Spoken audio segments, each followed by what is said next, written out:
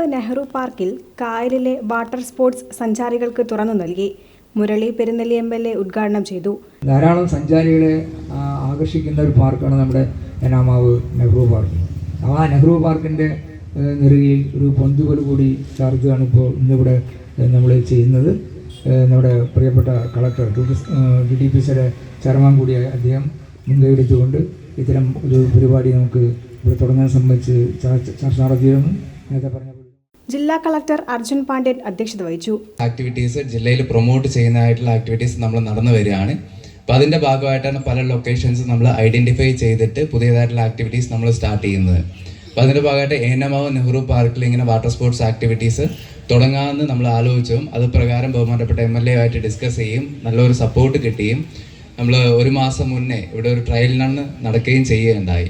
അപ്പോൾ ആ ട്രയൽ റണ്ണിൽ തന്നെ നല്ലൊരു സ്വീകാര്യത ലഭിക്കുകയും അപ്പോൾ അതിൻ്റെ പുറത്താണ് ഇന്നത്തെ ദിവസം ഈ ഒരു ആക്ടിവിറ്റി നമുക്ക് സ്റ്റാർട്ട് ചെയ്യാൻ സാധിച്ചത്. തുടക്കത്തിൽ നമ്മൾ ഒരു സോളാർ സഫാരി ബോട്ട് ഉണ്ട്, കയാക്കിംഗ് ഉണ്ട്, പെഡൽ ബോട്ട് ഉണ്ട്.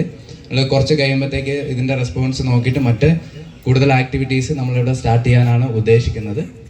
ഇത്രയും സൗന്ദര്യമുള്ള സ്ഥലത്ത് നമുക്ക് വരുന്നവർക്ക് പരമാവധി ഒരു നല്ലൊരു അനുഭവം കൊടുക്കുക എന്നുള്ളതാണ് നമ്മൾ ഉദ്ദേശിക്കുന്നത്. ജില്ലാ ടൂറിസം പ്രൊമോഷൻ കൗൺസിൽ മുഖേനയാണ് പദ്ധതി നടപ്പിലാക്കിയത്.